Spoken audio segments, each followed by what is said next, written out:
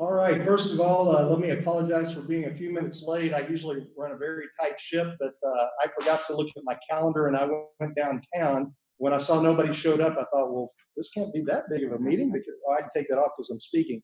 But I want to thank each one of you for agreeing to participate in this. I've been telling our community that with COVID, we can either bunker down or we can learn how to not just survive, but to thrive. And part of that and part of our future is looking at our ordinances and being ready. And it's so important that we all come together and work on this project. So I thank you for your time. Your time is valuable. I'm going to introduce Shane Pace that'll be leading us through this today. And again, thank you for taking the time on this important project.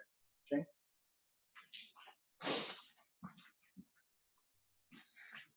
Thank you, Mayor. I appreciate that. Can you guys hear me okay? Yes, sir. All right, perfect. So first question, David, are we recording this on Zoom? Okay. Just wanted to make sure that we're recording this.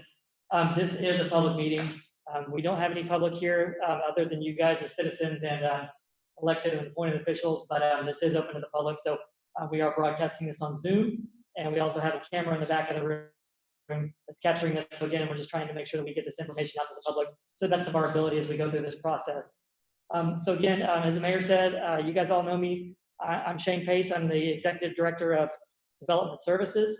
And this is kind of one of the really biggest projects that I think I'll probably work on, or I have worked on in my career here in the city of Cleburne. And I've really been looking forward to this.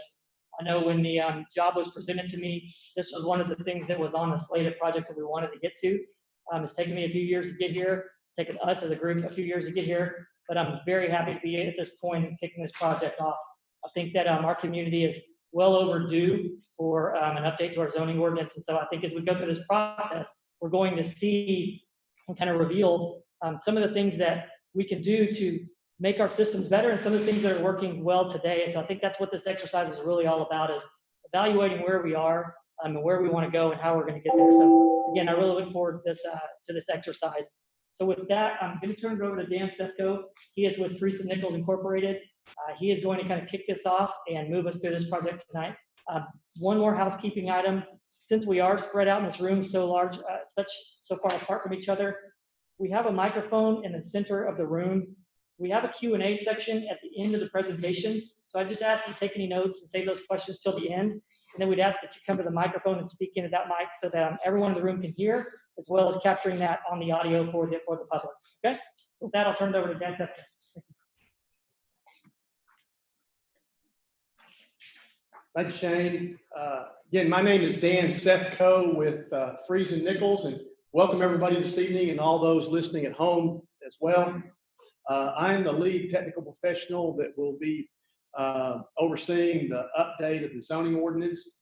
But with me this evening, I wanted to introduce the key team members that that you'll see throughout the duration of this project as well. So with me this evening to my left is Daniel Harrison. He's the project manager.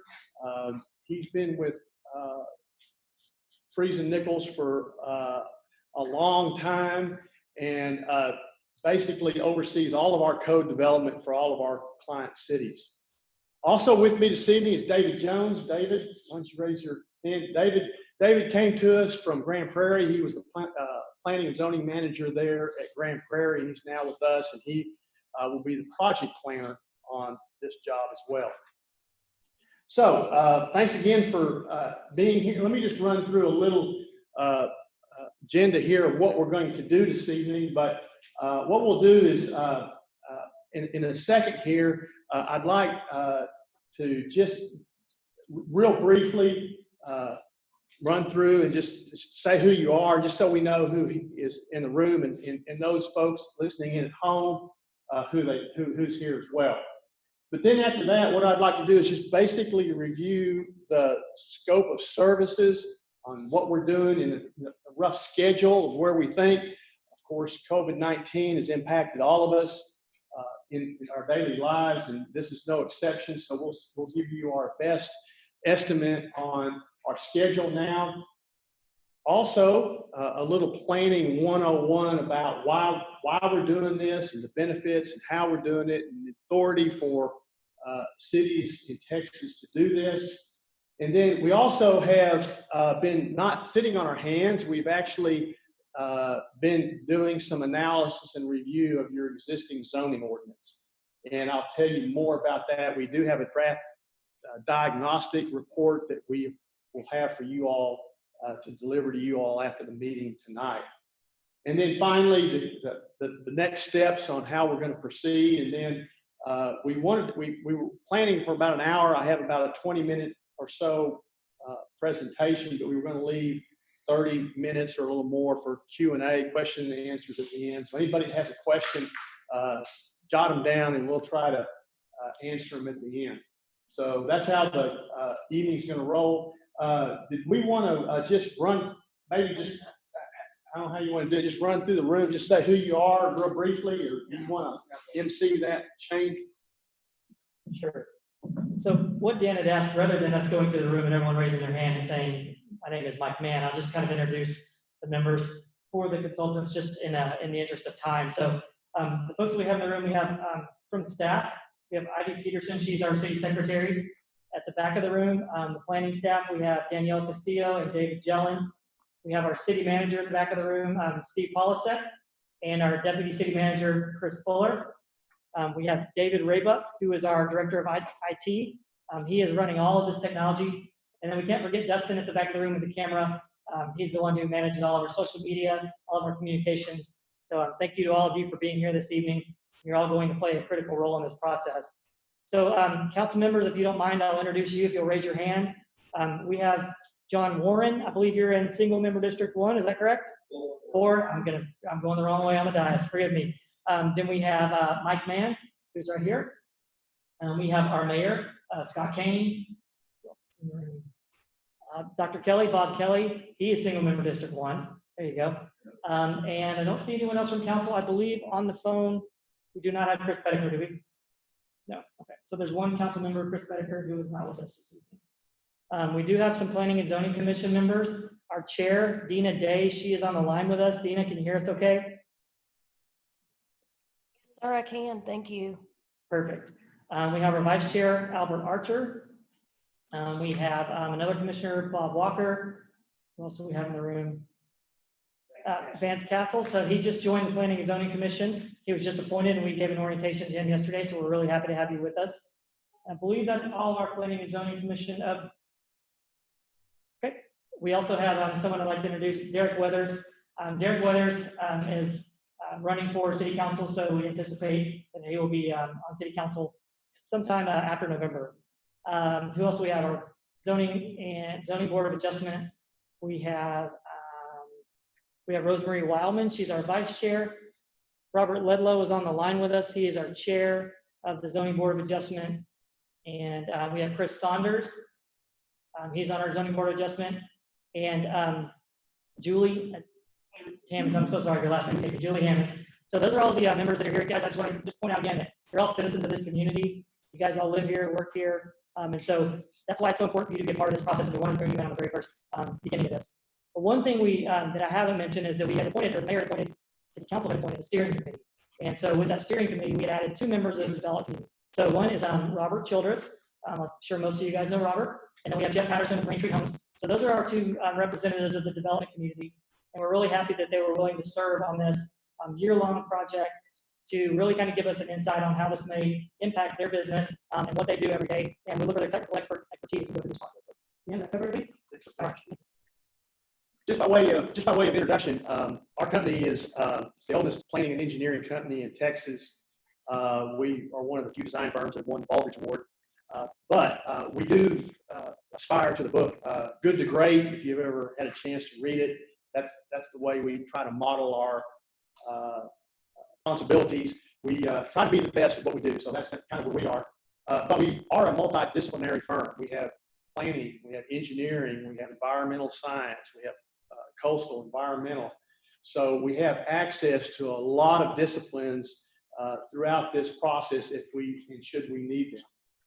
But we do focus on medium-sized cities. We work for all sizes, but it seems like a lot of our work is for medium-sized cities. And we work primarily for public sector clients. We do work for counties and school districts and colleges and other entities, but municipalities is our main focus. And we've been doing this a long time. We've done probably more of these plans and zoning ordinances than probably anybody else. And so the whole objective of where we're trying to go is this is a part of implementation. And so we want to leverage your comprehensive plan that you worked on and take it to the next step. So once again, this is the three folks that I mentioned a minute ago. We're here this evening, and you'll see us throughout the duration of the project. Wanted to give you just an overview of the project. Some of the details we can get into later on, but wanted just to just let you know how this lays out and philosophies and why we're doing this. So your last ordinance was prepared in 1996. And so it's kind of like driving a car. You can put a set of windshield wipers on it, and belt, tires, and keep it tuned up. But at some point in time, you need to replace the car. And so that's what we're doing, is we're replacing it. And so there's a lot, we'll talk a little bit about the diagnostic report here in a second, but what we're trying to do is revise outdated things. There's a lot of house cleaning. The legislators made a lot of decisions since 1996 that affect zoning in Texas. And so we want to try to get this aligned with state law. So, but what we need from you is your knowledge about Cleburne, because in a way, you are ambassadors of the process. We have technical input that you'll provide us and that we'll exchange, but we also would like you to provide us your background information. You all live and work here. And after all, this ordinance is designed for you all. It is not the consultant's ordinance, it is your ordinance. And so you're going to help us make it your ordinance. So some of you may have been involved with the comprehensive plan. The city has a comprehensive plan, and we'll talk a little bit about how that gets implemented. But that informs, the comprehensive plan informs zoning as well as some of the other things that go on. We're going to have you have a future land use map that informs zoning. We have a steering committee, which Shane has mentioned. You all are part of that steering committee. And then we're going to have input from the public. We'll have to see how we go with this COVID-19 situation that we're all struggling with, but it's our intention to have public input, an open house where we can have folks come in, visit, talk, and see and learn about what we're proposing. And then, of course, the Planning and Zoning Commission and City Council. Touched a little bit, just mentioned the diagnostic report. I'm going to go over a few of the highlights of that in just a moment here. But the diagnostic report, we've already completed a draft report of that. And that is pretty much just what it says. We've gone through and done a diagnostic on what your code is today and right now. And we've found a lot of things that we think need to be addressed. And so what we'll do is we'll meet with you and all stakeholders and see if you concur with our assessment before we actually begin the process of updating the zoning ordinance itself. We want to know what you think. And we're going to revise the zoning map as well. You have a zoning map now. And so based on the new zoning ordinance and based on what it says, any new districts and any adjustments, we'll also make adjustments to the zoning map as well. So really three parts, a diagnostic phase, a work on the text, and then on the map. So that's broadly what we're working on. This is our schedule as we're thinking of it today. And it's a little less than a year, but we're hoping we'll give it a go and see how it goes here. But obviously today, but we're going to have stakeholder interviews where we talk with many of you on a one-on-one basis and others that have interest in the process to make sure we understand issues and that are attached to this. Also, the diagnostic report will be available and we can answer any questions you have about that and see if you have any thoughts or concurrence with some of the findings that we've already made. We did make most of these on our own. We did interview staff at the outset, and so we have some input, but surely we can have more as appropriate. So we'll start with that. Then we're going to have meetings. We'll have staff meetings. We'll have hopefully a community open house, and then eventually, as we move forward, we'll have a joint workshop with the Planning and Zoning Commission to talk about the proposed ordinance and what it says, and if there's any questions. There is also meetings that will follow that, and then we'll have to have a public hearing. So there'll be public hearings at the back end of this that are required by law. But we hope to have some meetings and some open houses before that so that we can begin to talk about the ordinance and what it says and answer any questions the citizens or the development community has. So little less than a year, that's what we're hoping. We'll see how it goes and how the directives from the state affect us here as all state agents, as all municipalities are throughout the state. So we'll see how it goes. Just a little bit about planning in general on how this fits with state law. Some of you may know this, but this is just a little refresher here, is there's really 3 chapters in the local government code. I'm not going to bore you with the details of these. You can look these up later online if you'd like to, but they're chapter 211, 212, and 213. 211 is what governs zoning, 212 is subdivision, and 213 is the authority that the state gives you to develop a comprehensive plan. So you've already developed a comprehensive plan, and that was the authority granted to you under chapter 213. So all of that is focused on what we call the health, safety, and welfare. We like to say, if you aim at nothing, you will hit it every time. And so hopefully our plan gives us some guidance. And the plan on the left there is what informs the zoning ordinance and also the subdivision ordinance. So the comprehensive plan sets the policy directions where we want to go. Now, with the zoning ordinance, this is the implementation tool that actually can get us where we want to go in implementing the directives and the ideas of the comprehensive plan. How did all this get started back in 1926 when Herbert Hoover was Secretary of Commerce? It was before he was president, but they developed what they call a Standard State Enabling Act. Nearly every state in the union has adopted this, not all, but most everyone.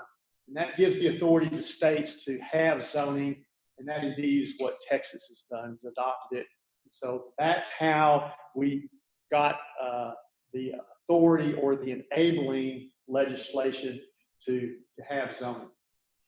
If you look in chapter 211, I won't read all this to you, but sort of to the left, it provides a purpose, and it allows cities to have districts, divide up zoning districts, have different districts for different purposes, as well as regulations for building, density, land use types, and so on and so forth. So these are in the purpose statements of chapter 211, and so you can kind of look at those. It does require an appointment of a planning and zoning commission, so good news. You already have one, so that's good news. And then it also establishes how the Board of Adjustment relates to all this as well. So the Planning and Zoning Commission and the Board of Adjustment are very important into this process, and that's why you all have been invited to participate. So how are we using this? The council is the final decision maker, is the final decider. And so that has been clear from the outset. But up until that point, there's participants in the process. And how do they make those decisions is important. Generally, it flows from the citizens. It flows from the Planning and Zoning Commission, the comprehensive plan. All those things inform the decisions that the council makes. But just by comment here, Zoning is generally very discretionary. So the Planning and Zoning Commission and the City Council can have the discretion to say how the zoning is created, and it is a way to make sure that the city is following the policy and directions of the comprehensive plan. Subdivision approval is different. Subdivision approval is not discretionary. It's kind of like a building code. Either it conforms to it or not. So if somebody files a plat, meets the regulations, you got to approve it. You can't say, we don't want to approve it. You don't have the discretion to approve it. Different for zoning. Zoning, we had a discretion. So that's why this update of the zoning ordinance is very, very important, because it sets out the parameters by which we have that discretion. In all zoning ordinance, there's about 8 sections. These sections are all going to be in Cleburne Zoning Ordinance, and so, but these are the provisions that are in there. They have those set out. Sometimes they're in different ordinance, but if you peel open just about any zoning ordinance in the state, you'll find these in different orders and content. So that's what we'll have. We'll have these.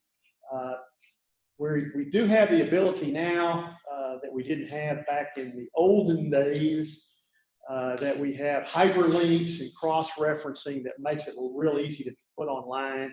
So we'll have all this be set up to where the public can find it online with hyperlinks. It will be very user-friendly, or a lot more user-friendly than they used to be 20 years ago. I want to talk just a little bit about the diagnostic report. As I mentioned, we do have a draft. I want to point out it's a draft, and we'll make sure that we got a few hard copies tonight if somebody wants it, but we'll make sure they're all available to you all electronically, and you can go through. And that'll be our first look, or our first try at looking at your ordinance from a technical standpoint and an objective standpoint, and seeing what we think might be wrong with it.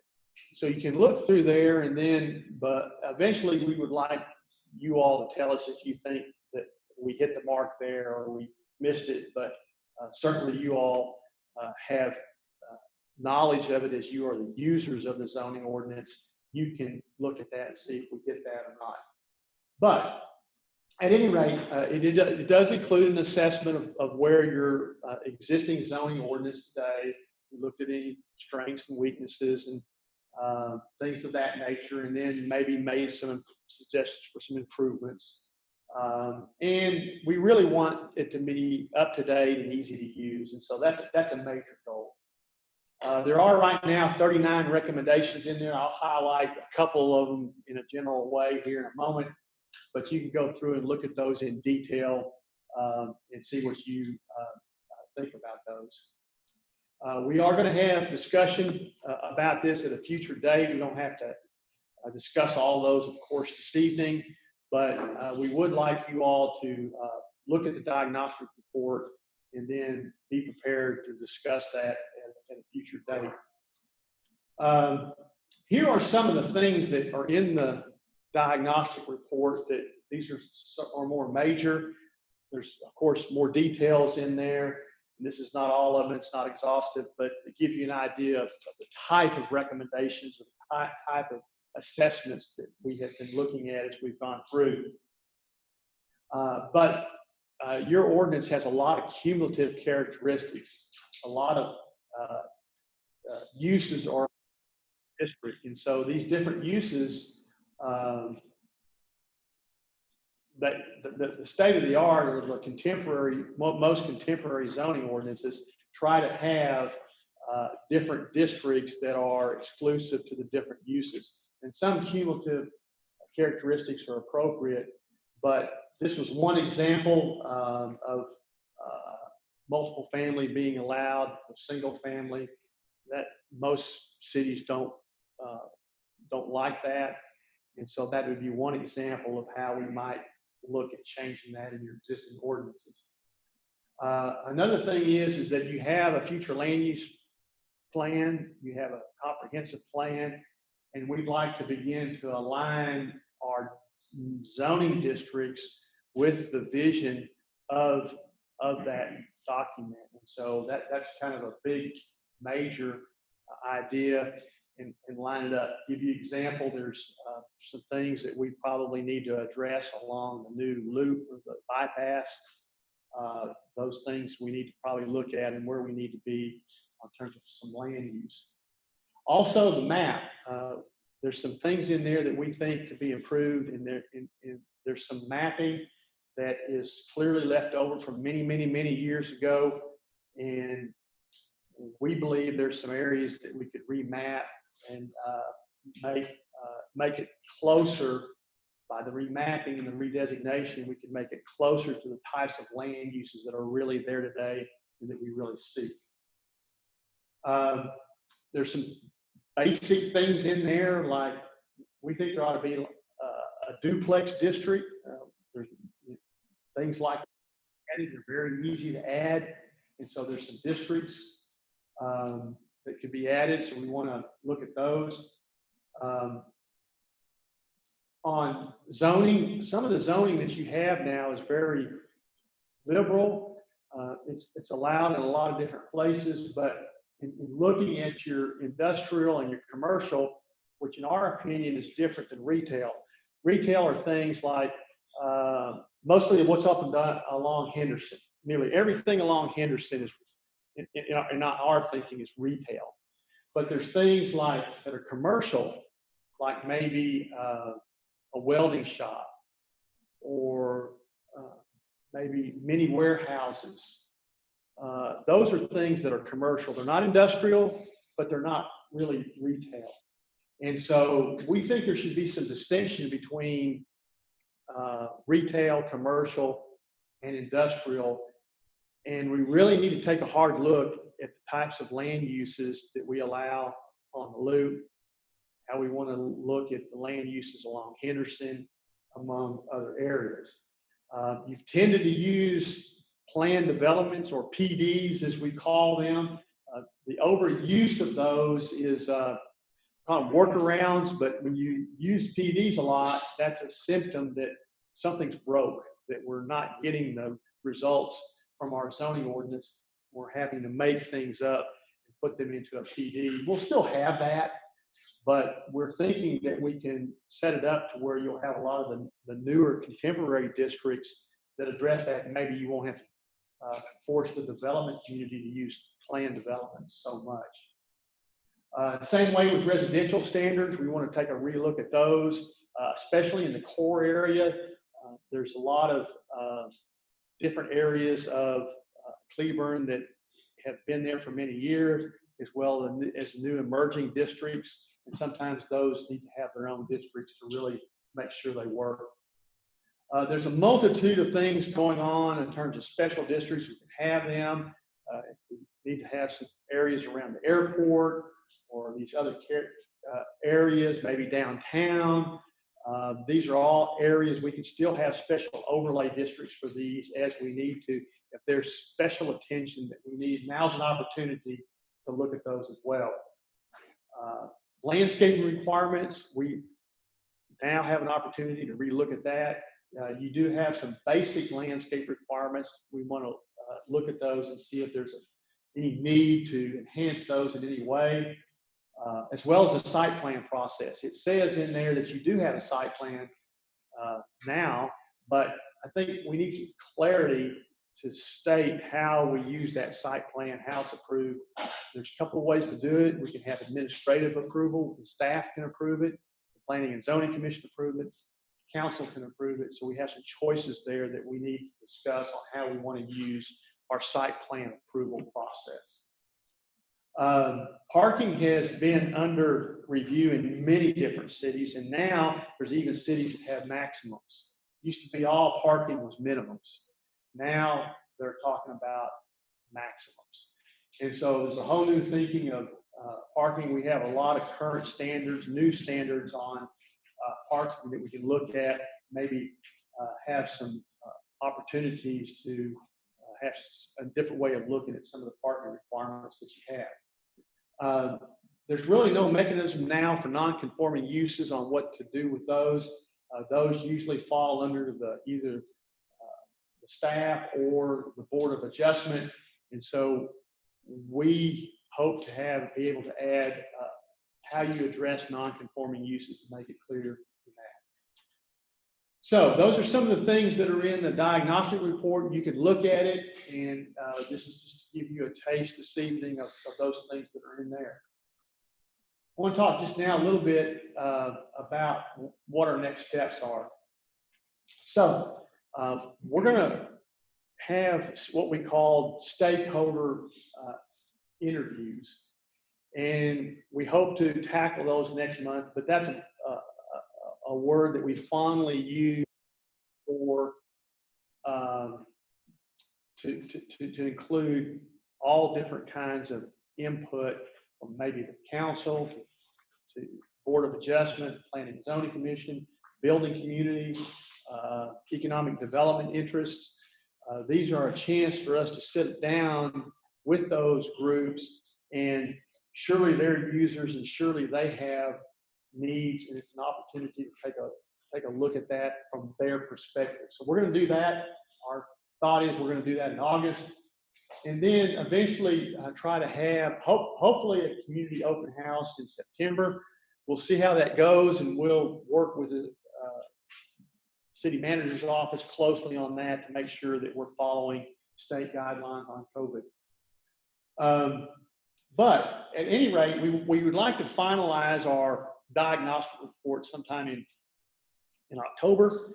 So we'd like you to, between now and August, just again looking at, if we could assign homework, you could look at the diagnostic report, look at it, have your questions, mark it up. I'm sure you'll have some questions and look at it. And then that way we'll be able to look at it and answer your questions. And then at some point in time, we would like the P&Z and the council to look at the diagnostic report and say, we agree with your assessment. We think the things that you, and in the end, we might have more or less than we've shown in there.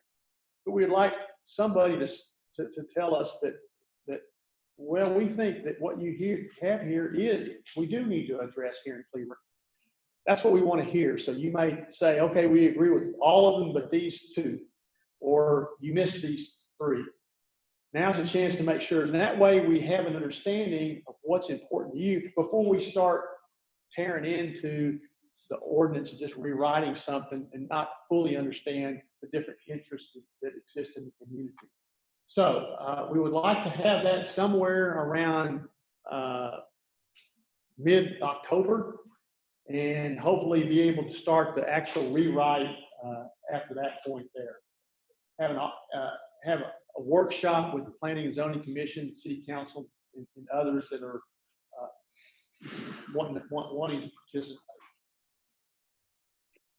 From that, what we need to do from there is develop the draft ordinance. So usually what we do is draft the ordinance first and then the map. We might draft simultaneously, but at any rate, then we'll begin to draft the ordinance. We'll understand what the community issues are, what's important to you, what's needs to be addressed. These are all very important. So I think we'll be able to do a much better job of drafting a code or an ordinance that is tailored for you all here. If we have some luck and we don't get shut down totally by the virus, maybe we can have this done by late spring or early summer next year. As you can see, there's going to be a lot involved, and there's a lot to look at. There's a lot to view. We're dealing with property rights here, so we have to have plenty of time for landowners as well as citizens to be involved and have a chance to look at the various proposals.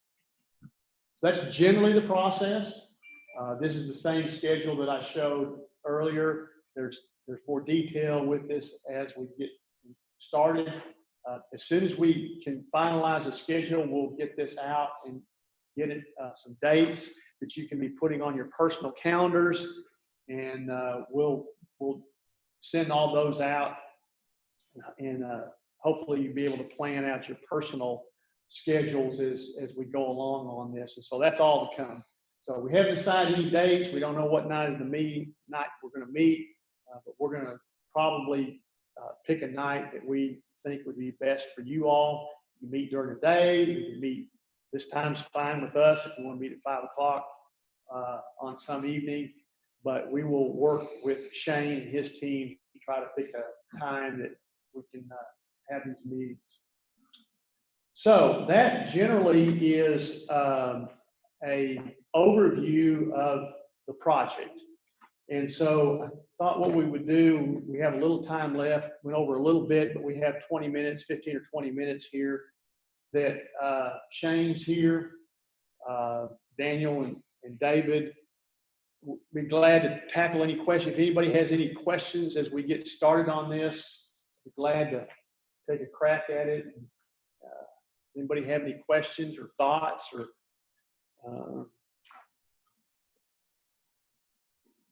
we excited? Okay. Sometimes when you look at a zoning ordinance, if you read that at night, it'll cure insomnia.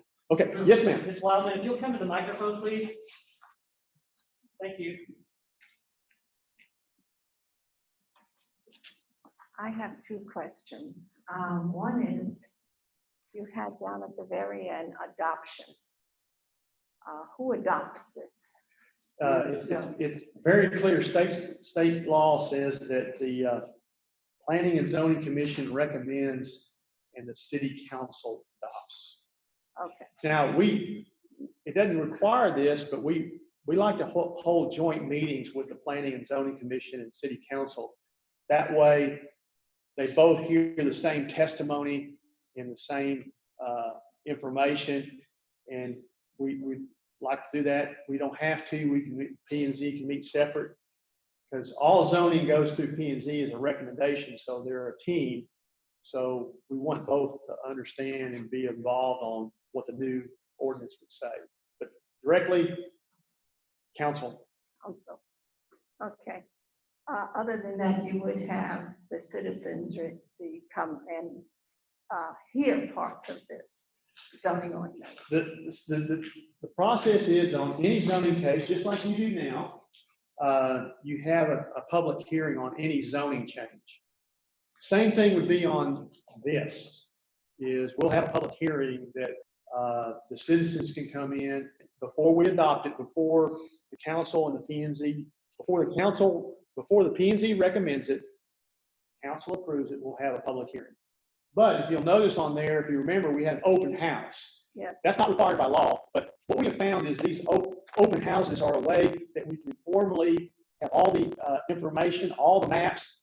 We can have the draft code online where they can view it, and then people can come in and ask questions about their specific property or general questions about the code, and we can we'll have a presentation, and then we can meet with the consultants, staff. We have Planning and Zoning Commission, City Council staff here. In that way, we can really, on an informal basis, answer questions as well. And so that's another way we do this. And that's all before the final adoption. Adoption, I You bet. And one thing I'd like to add is throughout this entire process, one of our biggest focuses is going to be public outreach and making sure that the community does have buy-in on this project. So we currently have a website up to date. We're going to have the opportunity for, as Dan said, the ordinance to be online. We've already set up an email address dedicated to this so people can submit questions. Dustin will help us with getting information out on social media. So we will absolutely be working with the public, making sure that they're aware of what we're doing, accepting any comments or questions they have, addressing those, and then making sure that all of you as elected and appointed officials know what those questions and concerns were before you make a final decision on that zoning ordinance. Okay. My other question has to do with enforcement. Right now, I don't know who is enforcing any of the codes, the ordinances that we have. You take that. But is there any plans for the future of having enforcement for these ordinances? So as far as zoning goes, zoning is enforced through our standard process. So for instance, if someone comes into our office and they want to build a single family residential home, we're going to look at the ordinance and determine if that use is allowed in that district. Or if they come in and they want to open a massage parlor, we're going to look at the zoning district that it's located within and determine if that use is allowed. If we discover through whatever means that there is a use that's currently taking place on a property that is inconsistent or is not allowed by right in our ordinance, then we evaluate that on a case-by-case basis. So there are a bunch of different aspects that go into zoning. That's kind of the nutshell on how zoning works. If you're referring to code enforcement, and so high grass, junk and debris, most of that is covered within our International Property Maintenance Code. And that code is enforced through our code enforcement or our code compliance office. So if there's a complaint or an issue that you notice on a specific property, our code compliance officers are available to go out and enforce those codes. So did that answer your question? Well, it does and it doesn't, because I see a lot of things, even as I'm driving around, things that are sheds that are too close to property lines. I see RVs that shouldn't be parked there for I don't know how long.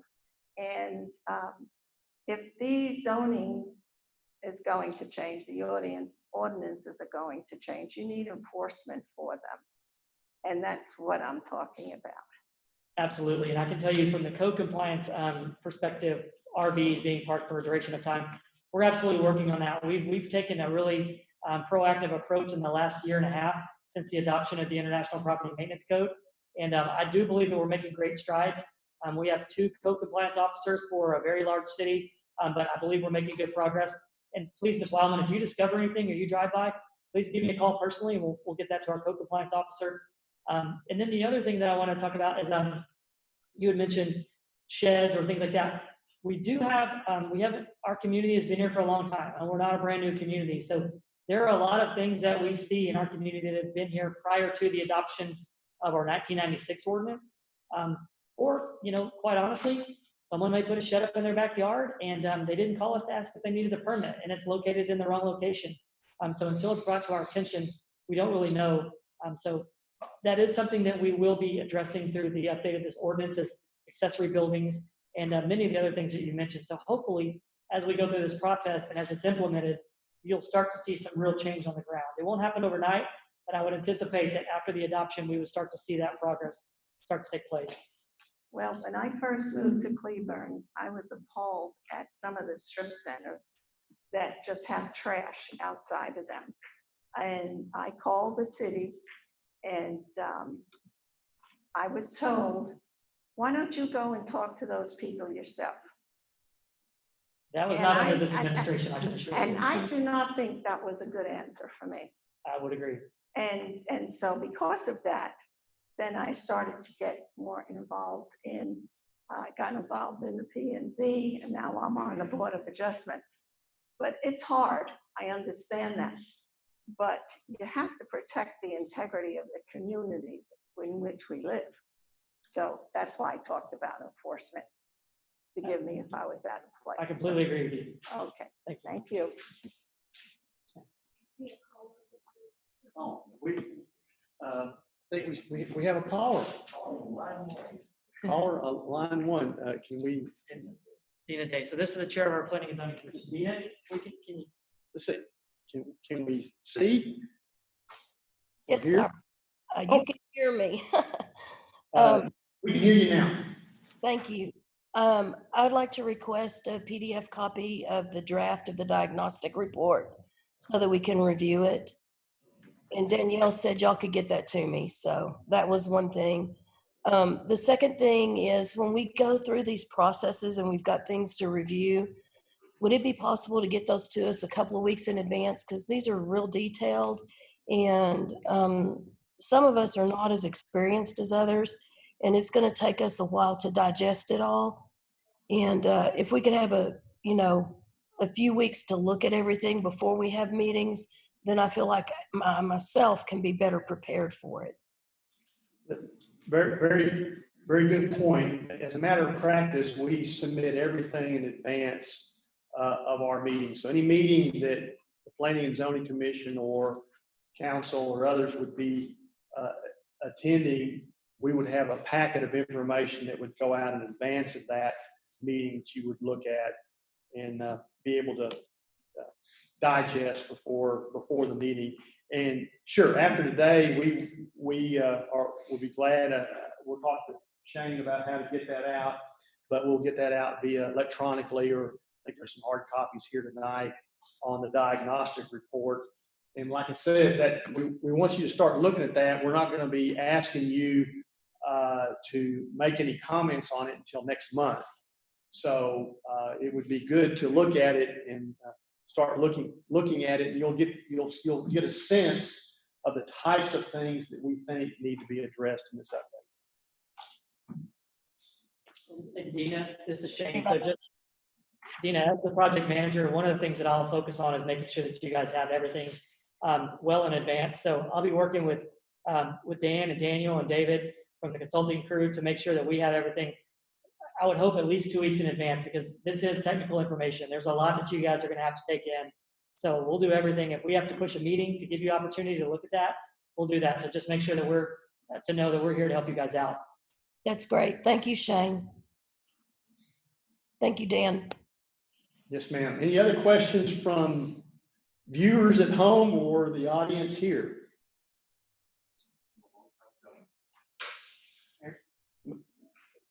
Please. Yeah, I just wanted to kind of give everybody a little bit of context. 10 years ago, our charter had not even been addressed, I don't think ever. And so we started out by updating our charter. We got the IPCM code. This is a vital part of where we're going in the future. Our comprehensive plan, one of the things that was exciting about our comprehensive plan is the fact that it's a working, adjustable document to help guide us. We got a lot of community input. I started asking our community 10 years ago, what do we want to look like? What do we want to feel like, in the next 20, 30 years? What we're doing and what we're embarking on is a major important part of updating. It'll make it easier for our P&Z group, our ZBA, our council, and our residents to know what the game plan is and where we're going, and so we can spend all of our time working on policy and fine-tuning it.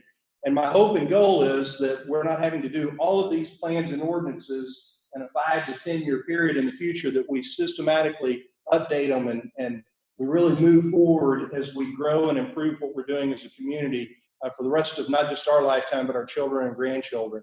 So I want to encourage you guys, the quicker you can get the data to us to look at, so that we can get a lot of community feedback. Also with the, when we have the town hall type deal, I think it's important to get as much feedback from the community as we can. So being able to allow people to attend via Zoom and getting that information out is going to be critical. And like I told our community, COVID is our reality, but it doesn't mean we just stop. I think we can learn to thrive through it. And so we can get a lot of good quality work. So I really want to thank you for taking the time. We value your time. It is very important. And we've got some great leaders here. Also, feel free to talk to your neighbors and friends and other businesses and get their feedback in this, because ultimately what we're doing is representing the entire community together. So thank you for your time, and that's my 2 cents on it. Just to leverage a little bit what the mayor said, I mentioned the word ambassador a little earlier. I would like you all to be ambassadors of the process. Now, an ambassador of the process doesn't mean you're going to agree with every single thing that goes on. And we're sure to have spirited debates about issues. I've never gone through one of these, and everybody agrees with everything. But I think the process is designed so we have, you all are included, the public's included.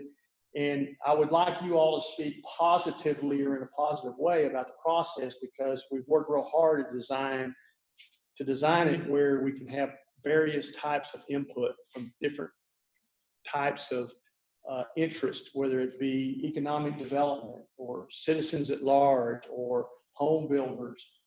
These are all important interests, and we just want the process to have a chance to work. And cities investing time, not to mention money, but your time invested in this is very, very important, and we want it to work. So people talk about it, spread the word, talk about it in a positive way, and that we're going to go through this and have a chance to make things better here in the community. And when we do, we get it all sorted out at the end, we'll have a better policy directions. And so that's going to take a little effort, but we can do it. We can do it.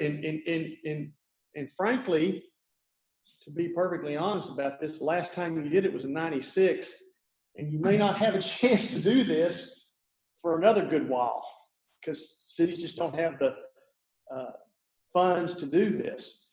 And so let's make the most of it. Let's make the most of it. Let's fix what needs to be fixed.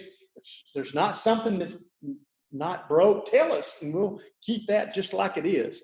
But surely there's some things that need to have some attention, and you're going to help us. So, other comments? Anybody else have another thought?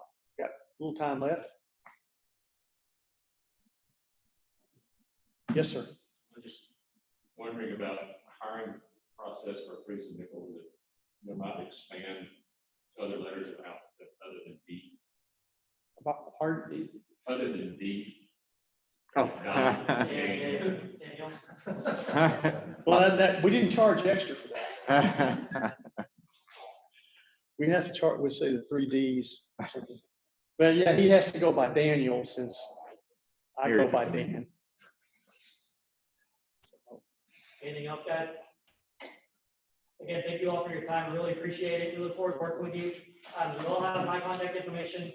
Danielle can help out as well with any questions you might have. So just look forward to working with you guys.